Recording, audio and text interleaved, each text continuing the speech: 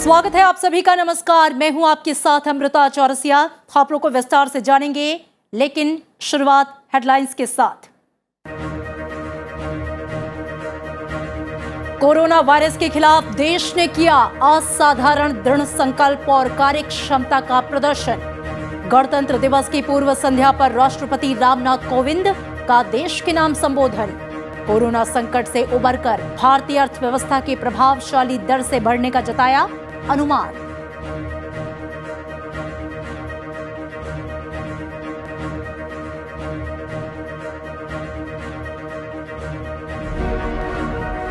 राष्ट्रपति ने देश की रक्षा और शांति में सेना और पुलिस का बताया अहम योगदान।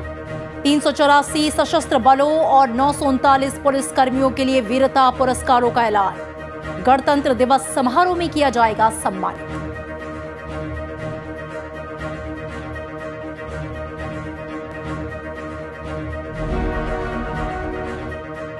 उत्तर प्रदेश विधानसभा चुनाव में कांग्रेस को बड़ा झटका।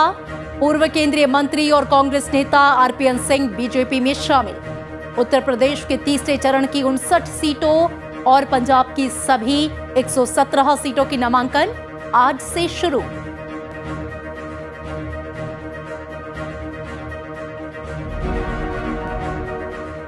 पांच दिन बाद देश में आए कोविड-19 के 3 लाख से कम नए मामले। केंद्र सरकार की राज्यों को कोविड टीकाकरण और आरटी-पीसीआर टेस्ट बढ़ाने की सलाह। केंद्रीय स्वास्थ्य मंत्री की 9 राज्यों और केंद्र शासित प्रदेशों के साथ स्थिति की समीक्षा।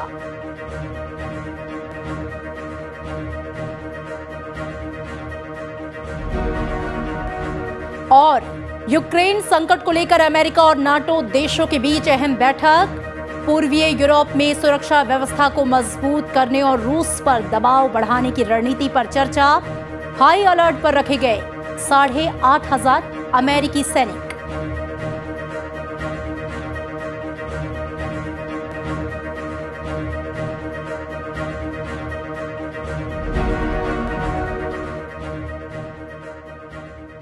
तिहत्तरवें गणतंत्र दिवस की पूर्व संध्या पर राष्ट्रपति रामनाथ कोविंद ने देश को संबोधित किया।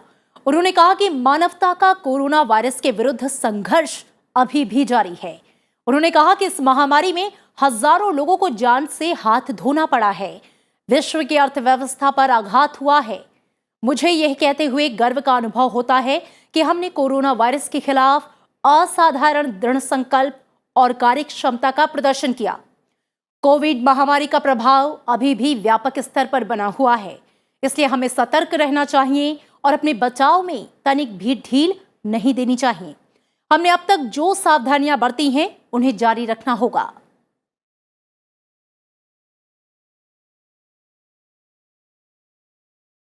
महामारी का प्रभाव अभी भी व्यापक स्तर पर बना हुआ है, अतः हमें सतर्क रहना चाहिए और अपने बचाव में तनिक भी ढील नहीं देनी चाहिए।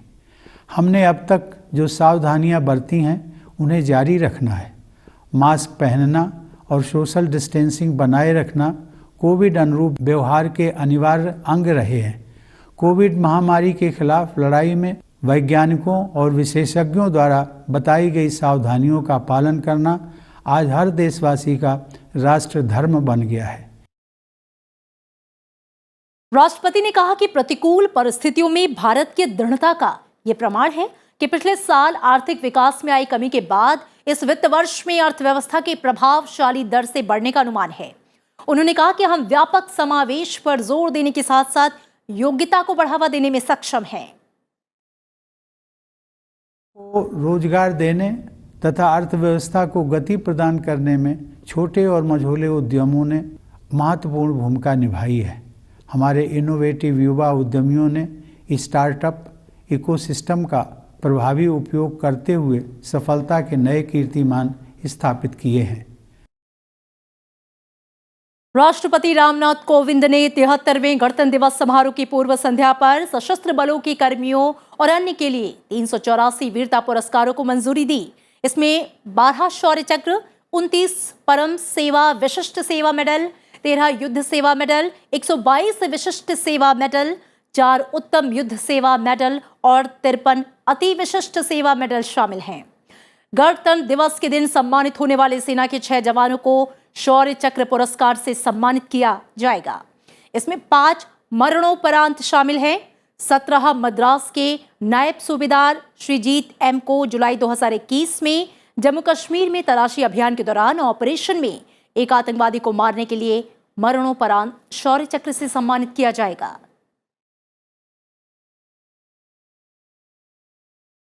टोक्यो ओलंपिक में शानदार प्रदर्शन के बल पर गोल्ड मेडल जीतकर इतिहास रचने वाले 4 राजपूताना राइफल्स के सूबेदार नीरज चोपड़ा को परम विशिष्ट सेवा मेडल से सम्मानित किया जाएगा।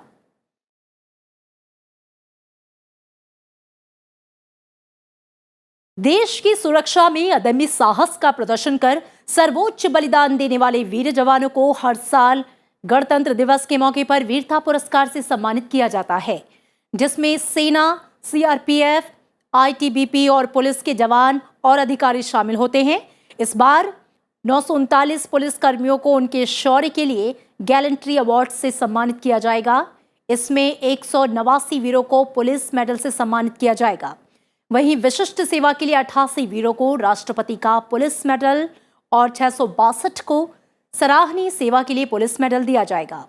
पुलिस मेडल पाने वाले 189 वीरों में से 134 कर्मियों को जम्मू और कश्मीर क्षेत्र में उनकी वीरता के लिए सम्मानित किया जाएगा।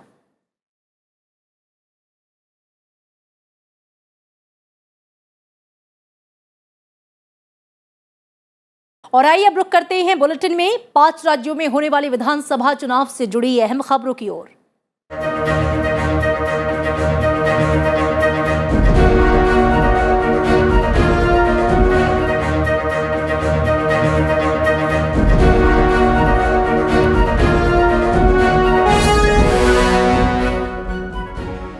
पूर्व केंद्रीय मंत्री और कांग्रेस नेता आरपीएन सिंह बीजेपी में शामिल हो गए हैं। केंद्रीय मंत्री धर्मेंद्र प्रधान की मौजूदगी में उन्होंने बीजेपी की सदस्यता ग्रहण की। बीजेपी में शामिल होने के बाद आरपीएन सिंह ने गृह मंत्री अमित शाह, बीजेपी के राष्ट्रीय अध्यक्ष जेपी नड्डा और उत्तर प्रदेश के मुख्यमंत्री योगी आदित्यनाथ से बीजेपी मुख्यालय में मुलाकात की।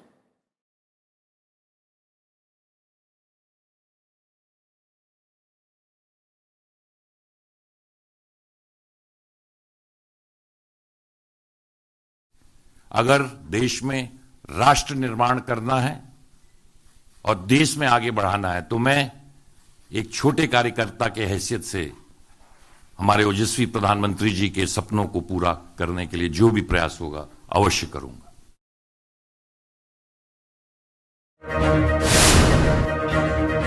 उत्तर प्रदेश में तीसरे चरण में होने वाले विधानसभा चुनाव के लिए नामांकन दाखिल करने की प्रक्रिया शुरू हो गई है।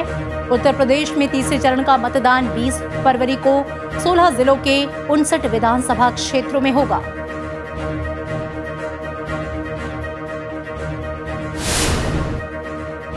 उत्तर प्रदेश में बीजेपी के साथ गठबंधन पर बात नहीं बनने के बाद जनता दल यूनाइटेड ने 20 उम्मीदवारों की पहली सूची जारी की। सुशील कश्यप को वाराणसी की रोहनिया सीट, मनोज वर्मा को अयोध्या की गोसाईगंज सीट से उम्मीदवार बनाया गया है।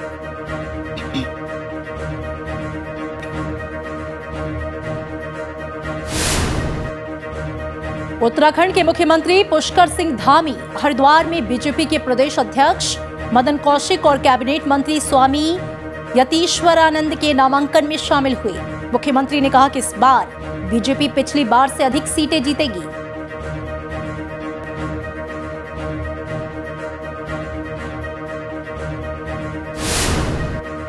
कांग्रेस नेता राहुल गांधी 27 जनवरी को पंजाब का दौरा करेंगे। पंजाब कांग्रेस प्रमुख नवजोत सिंह सिद्धू ने ट्वीट करके जानकारी देते हुए कहा कि राहुल गांधी अमृतसर में श्री हरमंदिर साहिब के दर्शन करेंगे और 117 उम्मीदवारों के साथ भगवान वाल्मीकि तीर्थ स्थल का दौरा करेंगे।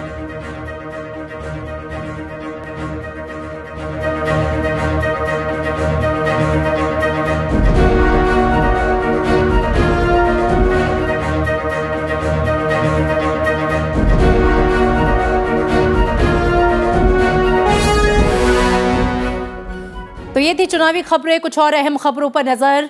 आज 12वां राष्ट्रीय मतदाता दिवस मनाया गया। निर्वाचन आयोग की ओर से दिल्ली में आयोजित कार्यक्रम में मुख्य चुनाव आयुक्त सुशील चंद्रा ने कहा कि चुनाव आयोग लगातार मतदाताओं की भागीदारी बढ़ाने के लिए कई तरह के कदम उठा रहा है। उन्होंने कहा कि इस वर्ष की थीम चुनाव को समावेशी, सुगम और सहभागी बनाना है। इस अवसर पर केंद्रीय कानून मंत्री किरेन रिजिजू ने कहा कि चुनाव सुधारों को लेकर आयोग और सरकार के बीच बेहतर तालमेल है। उन्होंने चुनाव आयोग को बदनाम करने की कोशिशों को लोकतंत्र को धूमिल करने की कोशिश करार दिया। कार्यक्रम में राष्ट्रीय मतदाता जागरूकता प्रतियोगिता की शुरुआत और भारत में चुनाव के इतिहास पर आधारित एक पुस्तक का विमोचन किया गया।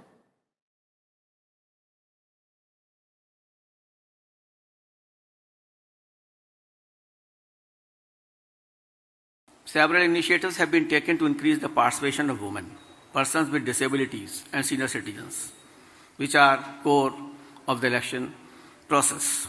This has been our focus area and it has brought good results. The number of women voters during general elections 2019 और इलेक्शन कमीशन और हमारे विधि और न्याय मंत्रालय के बीच में जो तालमेल है, ये अच्छा तालमेल ऐसे ही बना के अगर हम रखेंगे तो हम बहुत जल्द जो भी रिफॉर्म्स लाना है वो हम ला सकते हैं। उपराष्ट्रपति एम वेंकैया नायडू ने चुनावी लोकतंत्र को और अधिक समावेशी बनाने के लिए 75% मतदान सुनिश्चित करने का आह्वान किया है। राष्ट्रीय मतदाता दिवस के मौके पर अपने संदेश में उपराष्ट्रपति ने देश में एक साथ चुनावों पर आम सहमति बनाने का आग्रह किया। उपराष्ट्रपति ने मतदान बढ़ाने और चुनावी प्रक्रिया की विश्वसनीयता बढ़ाने के लिए टेक्नोलॉजी के इस्तेमाल पर जोर दिया। उन्होंने मतदाताओं से उम्मीदवारों के गुण दोष के आधार पर निर्णय कर मतदान करने की बात कही। उपराष्ट्रपति ने विश्वसनीय और प्रगतिशील संवैधानिक संस्था के रूप में चुनाव आयोग की सराहना की।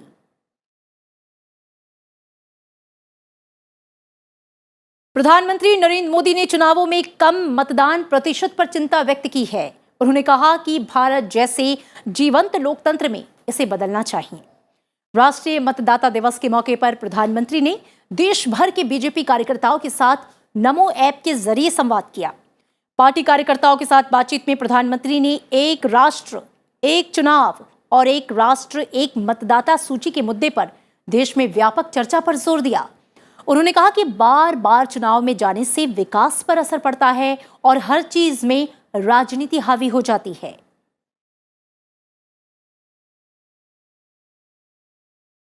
उपराष्ट्रपति एम वेंकैया नायडू ने युवाओं से स्वतंत्रता सेनानियों की कल्पना के अनुसार एक मजबूत और समृद्ध भारत के निर्माण के लिए कड़ी मेहनत करने का आह्वान किया।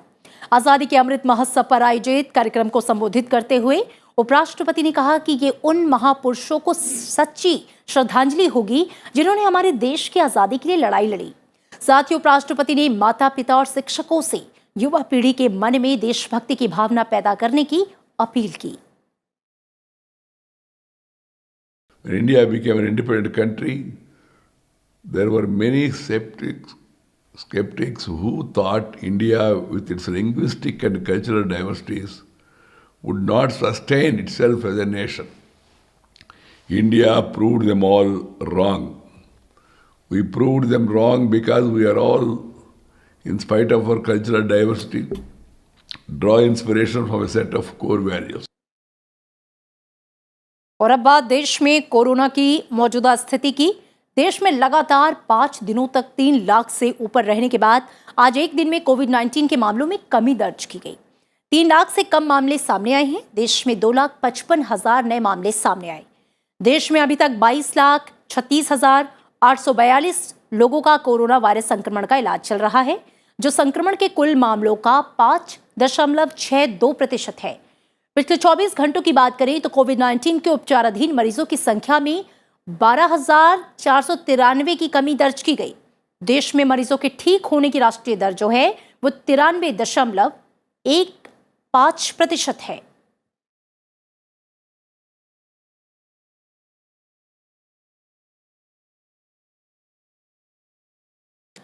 केंद्रीय स्वास्थ्य मंत्री डॉक्टर मनसुख मांडविया ने राज्यों से कोविड टीकाकरण में कम कवरेज वाले जिलों में पूर्ण टीकाकरण सुनिश्चित करने के साथ ही RT-PCR के माध्यम से कोविड परीक्षण में तेजी लाने को कहा है। स्वास्थ्य मंत्री आज 9 राज्यों और केंद्र शासित प्रदेशों के साथ कोविड-19 की स्थिति और राष्ट्रीय कोविड टीकाकरण प्रगति और स्वास्थ्य सुविधाओं की तैयारियों की समीक्षा कर रहे थे। उन्होंने राज्यों से ई संजीवनी जैसे टेली परामर्श और होम आइसोलेशन से में बेहतर निगरानी पर ज्यादा ध्यान देने की सलाह दी है।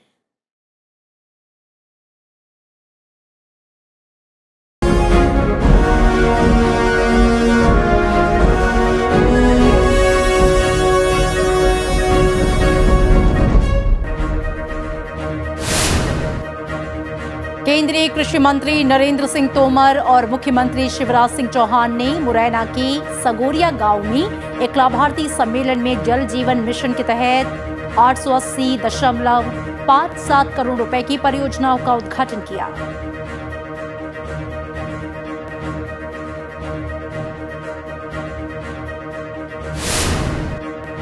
केंद्रीय राज्य मंत्री वी मुरलीधरन ने आज आंध्र प्रदेश जेल में बंद बीजेपी नेता श्रीकांत रेड्डी से मुलाकात की। उन्होंने प्रदेश सरकार पर हमला बोलते हुए आरोप लगाया कि राज्य की सरकार देशद्रोहियों की रक्षा कर रही है और देश के कानून की रक्षा करने वालों को गिरफ्तार कर रही है।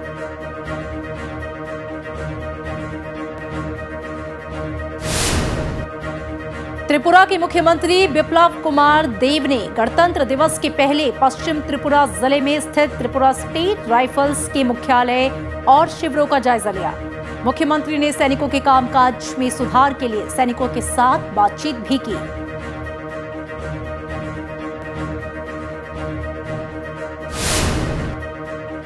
कर्नाटक के मुख्यमंत्री बसवराज बोम्मई ने नेशनल वोटर्स डे के मौके पर अधिकारियों को शपथ दिलाई। उन्होंने कहा कि देश के विकास में अग्रणी बनने और बेहतर समाज के निर्माण के लिए हम सबको साथ आना होगा।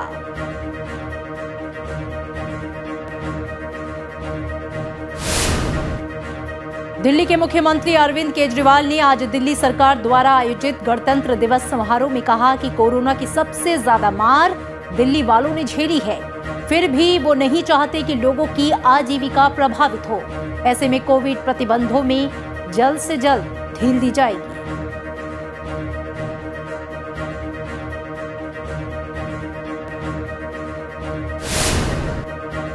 पश्चिम बंगाल में कोविड की वजह से स्कूलों के लगातार बंद किए जाने का विरोध अब शुरू हो गया है। बीजेपी कार्यकर्ताओं ने अभिभावकों की अनुमति से स्कूलों को खोलने की अपील की है।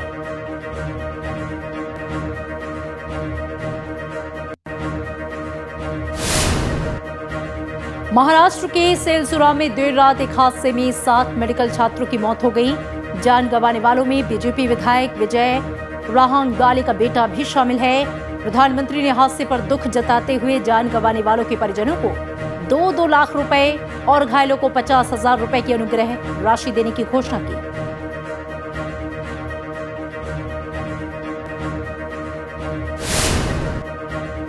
दिल्ली पुलिस ने गणतंत्र दिवस से पहले दिल्ली के हॉटस्पॉट पर निगरानी के लिए एक स्पेशल फेशियल रिकॉग्निशन सिस्टम स्थापित किया है। परेड देखने के लिए आने वाले लोगों के लिए 6 एंट्री पॉइंट और 16 ब्रिज पर 30 फेशियल रिकॉग्निशन सिस्टम लगाए गए हैं।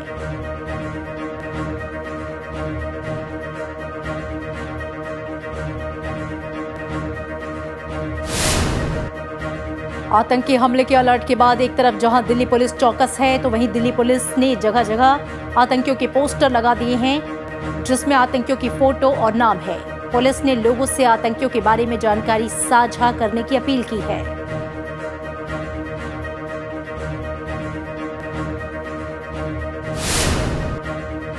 गणतंत्र दिवस के पहले जम्मू कश्मीर में सुरक्षा व्यवस्था कड़ी कर दी गई है। अंतर्राष्ट्रीय सीमा से लेकर नियंत्रण रेखा तक हाई अलर्ट जारी किया गया है।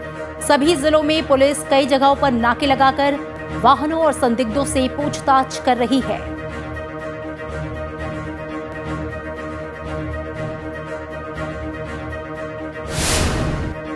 श्रीनगर के हरि सिंह हाई स्ट्रीट पर ग्रेनेड हमला हुआ है। आतंकियों ने सुरक्षा कर्मियों के एक दल पर ग्रेनेड फेंका जो सड़क किनारे फटा, जिससे 4 लोग घायल हो गए। घायलों में एक पुलिसकर्मी भी शामिल है।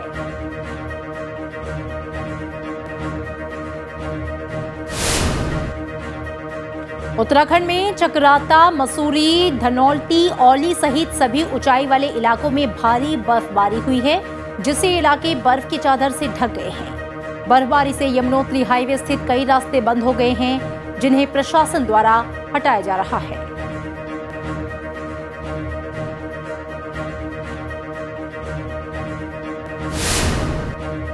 अगले 5 दिन में उत्तर पश्चिम और मध्य भारत में न्यूनतम तापमान में 3 से 5 डिग्री सेल्सियस की गिरावट आने की संभावना है, जिससे दिल्ली में ठंड बढ़ सकती है।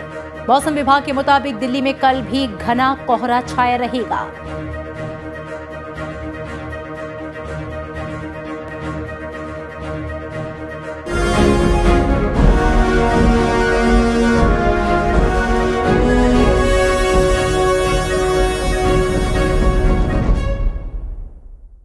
तो ये थी राज्यों की खबरें और अब नजर कुछ और अहम खबरों पर। कोरोना के मद्देनजर संसद के बजट सत्र के दौरान खास व्यवस्था की गई है।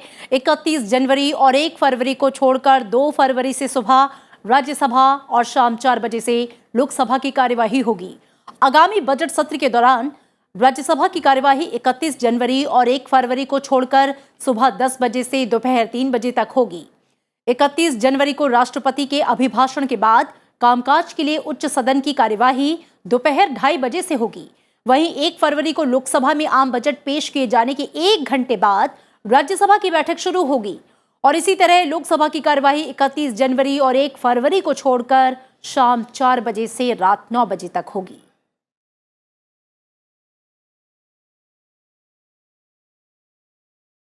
सुप्रीम कोर्ट ने चुनाव से पहले सरकारी कोष से मुफ्त सेवाएं वितरित करने का यस का वादा करने वाले राजनीतिक दलों पर कार्रवाई से जुड़ी जनहित याचिका पर आज सुनवाई की। कोर्ट ने केंद्र सरकार और निर्वाचन आयोग से 4 सप्ताह में जवाब मांगा है। याचिका में मतदाताओं से अनुचित राजनीतिक लाभ लेने के लिए लोक लुभावन कदम उठाने पर पूर्ण प्रतिबंध लगाने की अपील की गई है। साथ ही ऐसे करने वाले राजनीतिक दलों का चुनाव चिन्ह जब्त करने या उनकी मान्यता रद्द करने का दिशा निर्देश देने का अनुरोध किया गया है।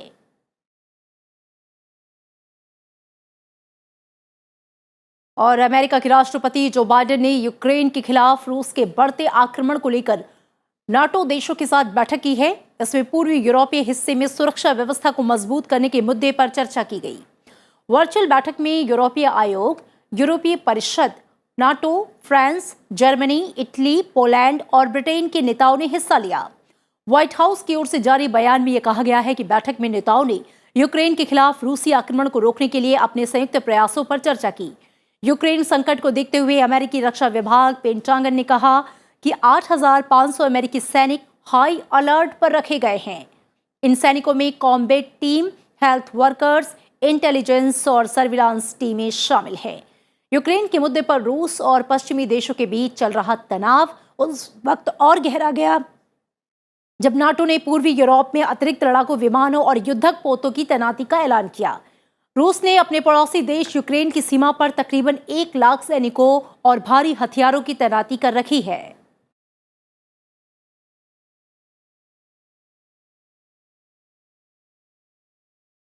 अफ्रीकी देश बुर्किना फासो में तख्ता पलटकर सेना ने सत्ता पर कब्जा कर लिया। बुर्किना फासो के सरकारी टेलीविजन पर इसका ऐलान कर दिया गया है।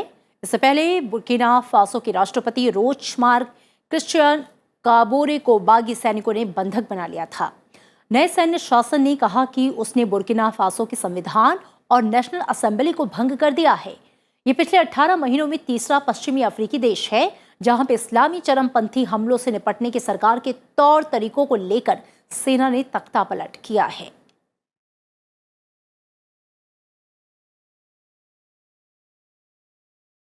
और अफ्रीका के सबसे बड़े फुटबॉल टूर्नामेंट के एक मैच के दौरान स्टेडियम के बाहर भगदड़ में 8 लोगों की मौत हो गई और कई लोग घायल हो गए हैं।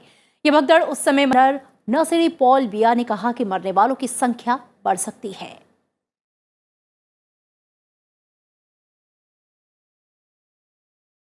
और अमेरिकी अंतरिक्ष एजेंसी नासा की ओर से अंतरिक्ष में भेजा गया अब तक का सबसे शक्तिशाली जेम्स वेब टेलीस्कोप पृथ्वी से 1 मिलियन मील दूर अपने तय स्थान पर पहुंच गया है।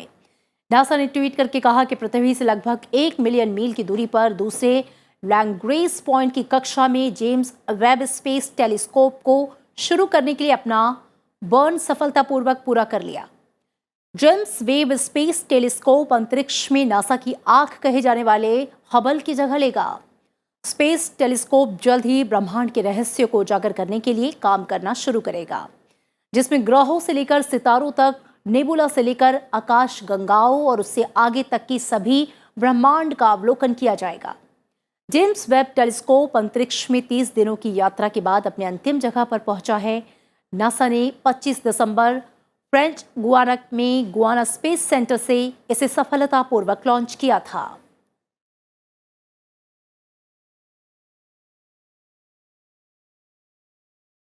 अंतर्राष्ट्रीय मुद्रा कोष ने मौजूदा वित्तीय वर्ष में भारत के विकास दर 9% रहने का अनुमान जताया है। आईएमएफ के मुताबिक 31 मार्च को समाप्त होने वाले चालू वित्त वर्ष के लिए भारत की आर्थिक विकास दर 9% रह सकती है। कोरोना वायरस के नए वेरिएंट के प्रभाव को देखते हुए यह अनुमान जारी किया गया है। आईएमएफ ने पिछले साल अक्टूबर में भारत की जीडीपी की विकास दर 9.5% रहने का अनुमान लगाया था और अगले वित्त वर्ष के लिए विकास दर का पूर्वानुमान जो है वो 7.1% रखा है।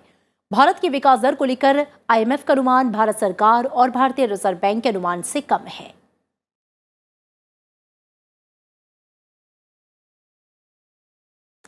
गणतंत्र दिवस कार्यक्रम में आने वाले सभी नागरिकों और अतिथियों के लिए मास्क लगाना अनिवार्य है। बिना मास्क और थर्मल स्कैनिंग के कार्यक्रम में प्रवेश नहीं दिया जाएगा। इस साल गणतंत्र दिवस परेड में 16 पैदल दस्ते, 17 सैन्य बैंड और विभिन्न राज्यों, विभागों और सशस्त्र बलों की 25 झांकियां हिस्सा लेंगी। परेड सुबह 10:30 बजे से शुरू होकर दोपहर 12 बजे खत्म होगी। विभिन्न राज्यों, विभागों और सशस्त्र बलों की 25 झांकियां इस बार के गणतंत्र दिवस परेड का हिस्सा होंगी। इस बार के गणतंत्र दिवस परेड में सेना का प्रतिनिधित्व 1 घुड़सवार दल, 14 मशीनीकृत दल, 6 पैदल टुकड़ियां और हल्के हेलीकॉप्टरों के एक फ्लाइंग पास्ट द्वारा किया जाएगा। सेना की मशीनीकृत दल में एक PT-76 टैंक, एक Centurion tank, 2 MBT Arjun MKI tank, एक APC टोपस बख्तरबंद वाहक, एक BMP, एक पैदल सेना लड़ाकू वाहन दिखाई देंगे।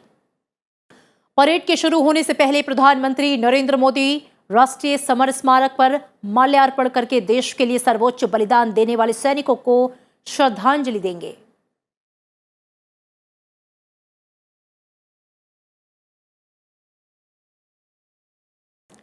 इन खबरों के साथ इस बुलेटिन में फिलहाल इतना ही। चलते चलते आपको छोड़ जाते हैं दिल्ली में 29 जनवरी को होने वाले बीटिंग रिट्रीट समारोह की रिहर्सल के साथ। दीजिए इजाजत। नमस्कार।